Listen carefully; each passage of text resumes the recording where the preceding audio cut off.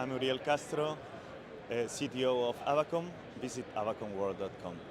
I'm showing part of the digital ecosystem that we have for education. These are the different devices that we actually provide for students and professors. The big ones usually are going for the professors, and the tablets are usually provided for students.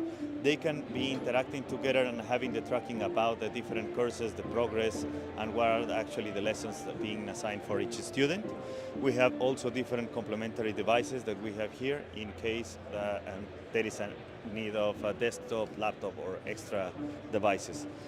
Here also we have our LMS. In this LMS can be providing the lessons and the content preloaded for each one, as I was saying, and tracking the grades or the attempts or each quiz.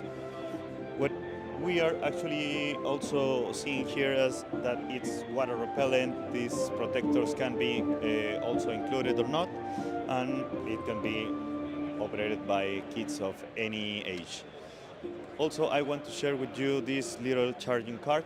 This is the AVACOM charging station, and what we have here is a slot for 30 devices, and you just need one wire connected to the power, and can be charging all the devices at the same time with no problem and really fast charge. So thanks for everything. Visit avacomworld.com.